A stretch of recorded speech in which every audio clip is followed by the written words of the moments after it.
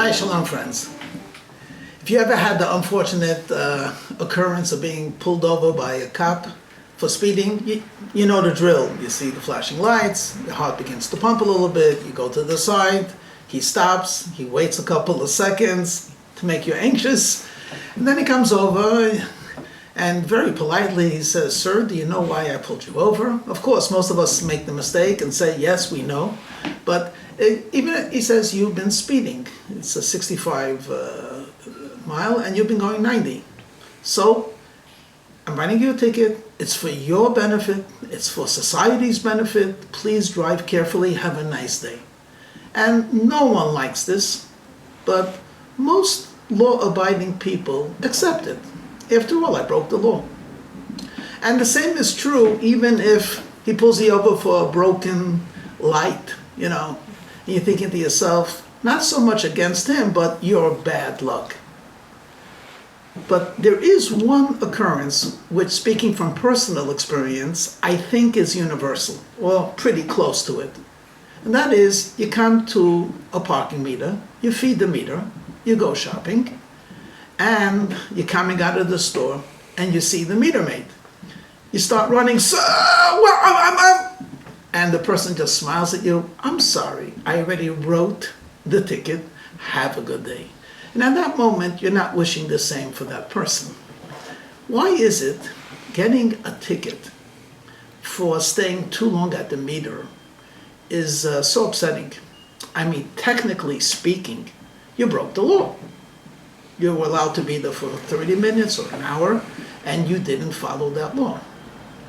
So I'll tell you what goes in through the mind of many, speaking from experience. And you're thinking to yourself, I didn't do anything wrong. In fact, I even fed the meter. What's such a big spiel? Another 5 minutes, another 10 minutes? I mean, come on, go out and catch the bad guys. What did I do? And this is something I want you to try. Ask your friend or an acquaintance, or ask yourself, are you a good person? Most of the time, you'll get something like this. Well, I'm not a saint, but I don't steal, faithful to my spouse, pay my taxes, I make sure my garden looks nice. Yeah, I would say I'm a pretty good person. And what's missing in that response? What's missing in the response is he didn't do anything good. He defines goodness by not doing bad. So because I did not hurt another person, I didn't steal or murder, because I did not break my neighbor's window, even though he was playing music out loud, I guess I'm good. Now let me ask you a question. Is that a world that's virtuous? A world where no one does harm? Is that a good world? And this brings me back to the parking meter. I was thinking to myself, I parked. What does that mean? That means I took up space. That means there are resources that other people cannot use, because if someone else needs a parking space, they cannot do it. But I have a legitimate right to this. So I go out and I do my business. And the government says, that is fine. We want you to shop, we want you to eat, we want you to walk, we want you to experience, we want you to live. But how much time do I need for that? 30 minutes? An hour? Okay, I need an hour, and I come back an hour and a half. That means for 30 minutes, I did nothing. I didn't harm anyone, but to a certain extent, if imaginative, you got to use your imagination over here a little bit, but in an imaginary way, you have 30 minutes to do what you want. Longer than that is wasting time. And you say you did nothing wrong, but you actually did. Someone else cannot use that space that you utilized. Parallel to this thought, I come from a city called San Francisco. It's actually quite a beautiful city. And it suffers its share of urban blight with homeless and crime. But there's one thing that it's outstanding in a negative way, and that is car break-ins. It is just so commonplace. You could Google it if you want to see how often it's reported, and double those don't even report it, where it got so bad that in public places there are signs. Stop crime, take your valuables with you. Now the first time I saw that sign, I got offended. Stop crime? How do you stop crime? You stop crime from criminals not doing the crime. Someone breaks into my car, steals my laptop, they broke the law, they are a criminal, they caused harm to me, emotional and physical and financial.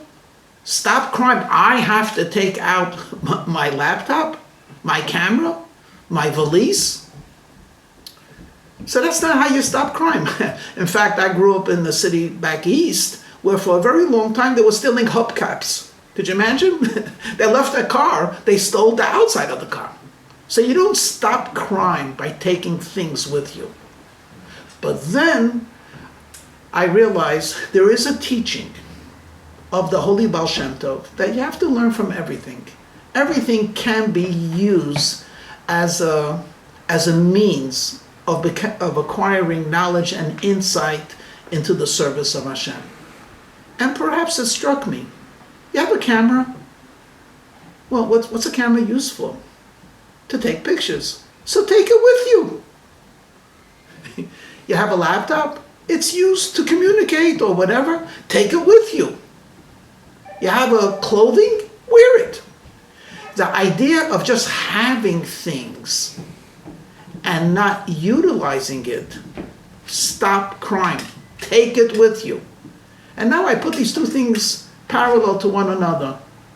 I get a ticket for not doing anything. I just took up space. And they're telling me that that's a crime.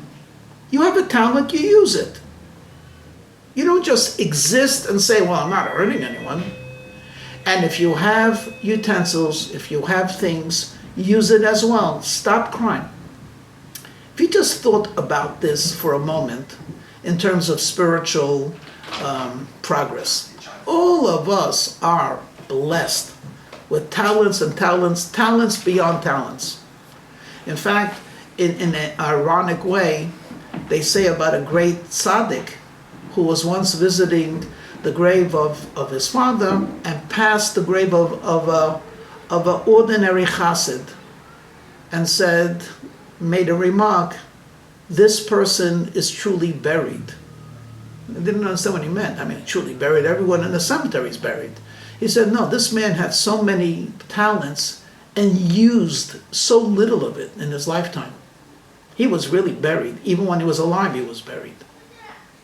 So friends, let's use what we got. We have intelligence, we have friends, we have society. Most of all, we have Torah, we have mitzvahs, we have Jewish traditions. We have the month of Elul, the king is in the field, God is accessible to all. Let's use it. And then we could be assured of receiving a ticket of excellence, of superior performance, and with the Almighty's assistance, a very happy and healthy new year. Shalom.